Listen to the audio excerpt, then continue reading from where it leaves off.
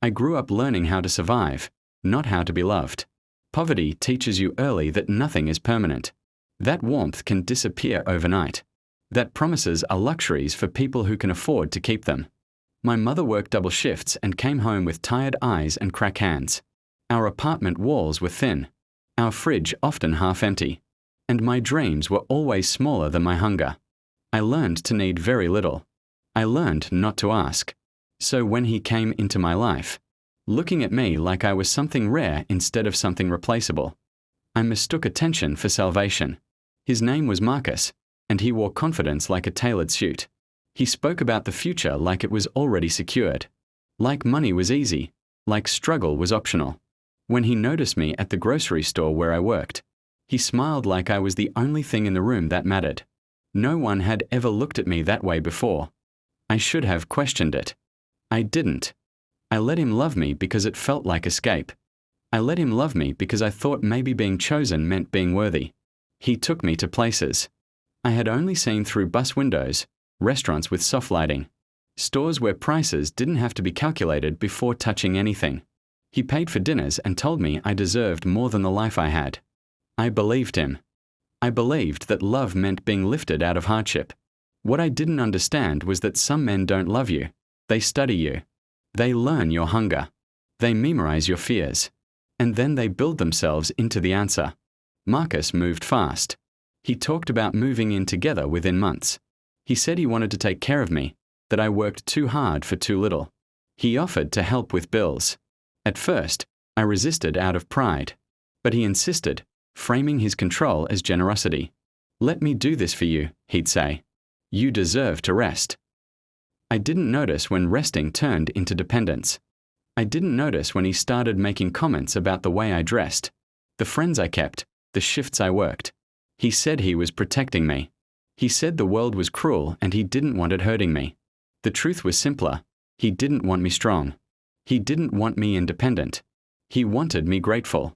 The first time he used my savings without asking, he apologized with flowers. The second time, he said I was overreacting. The third time, he didn't bother explaining. By then, I was already emotionally tangled in him. He reminded me often that without him I would still be struggling, still counting coins, still invisible. And I started believing that too. I began shrinking to keep him comfortable. I laughed softer. I spoke less. I let him interrupt me. I let him rewrite my story until I almost forgot who I was before him. Poverty had taught me to endure. He used that endurance against me. The cruelest part is that I love him. Not because he was kind. He wasn't. But because I thought love was supposed to hurt a little. I thought sacrifice proved devotion. I excused his temper because he paid the rent. I ignored his lies because he bought me gifts afterward. When he started disappearing at night, coming home smelling unfamiliar, I convinced myself I was paranoid. When I found messages from other women on his phone, he said they meant nothing. He said I was insecure because of my past. He said no one else would tolerate my damage the way he did. That word, damage, echoed in me. I had always feared I was broken by circumstance. That growing up poor had left cracks in me others could see. He used that fear carefully. Each betrayal chipped away at my confidence until I was apologizing for his cheating, apologizing for asking questions, apologizing for existing too loudly. I became smaller than I had ever been, smaller than the girl counting coins in a dim apartment kitchen. At least back then, I still had dignity. With him, I traded it for illusion. The moment everything changed was quiet. There was no dramatic fight, no shattered glass, just a simple realization. I had gone back to the grocery store to pick up a part-time shift after he complained about expenses. I stood behind the counter scanning items, watching tired women pay with food stamps, watching mothers calculate totals with anxious precision. I saw myself in them, and for the first time in years, I didn't feel ashamed. I felt proud. Those women were surviving. They weren't waiting for someone to rescue them. They were rescuing themselves every day. I went home that night and looked at Marcus differently. I saw not a savior but a man who needed me small to feel big. I saw someone who mistook control for love. I saw someone who had never once truly respected me. And I realized something devastating. The cruelest thing I ever did was letting him love me the way he did. I allowed him access to my softness without requiring accountability. I confused dependency with devotion. I abandoned myself before he ever had the chance to fully abandon me. Leaving him was not easy. He laughed when I told him I was done. He said I would crawl back. He said I couldn't survive without him. His words hurt, but they no longer defined me. I packed my clothes into trash bags because that's all I had. I moved back into a small apartment that smelled like old paint and second chances. I picked up extra shifts. I cried in the shower where no one could hear me. But slowly, something unfamiliar began growing inside me. Not hope. Not yet, but clarity. I started remembering the girl who survived without luxury. The girl who knew how to stretch a dollar. The girl who had dreams even before Marcus gave them prettier packaging. I began rebuilding from scratch. I enrolled in night classes. I opened a savings account in my own name. I stopped apologizing for wanting more. The pain didn't disappear overnight. Some nights I still missed him. Not the reality of him, but the fantasy I built.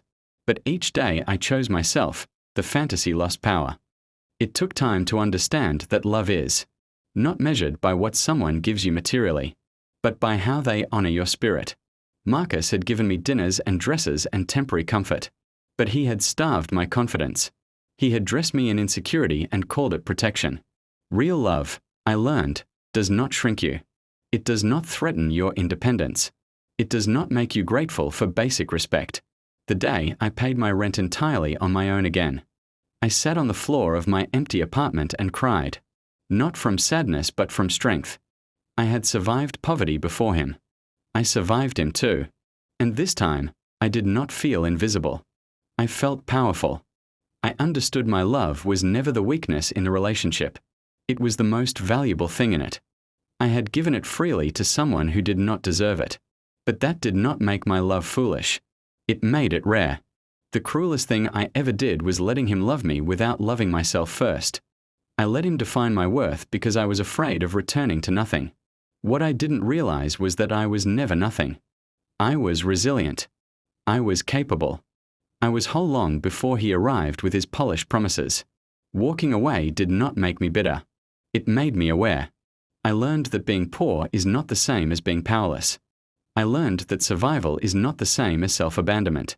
And I learned that love, when given to the wrong person, can wound, but when reclaimed, it can rebuild.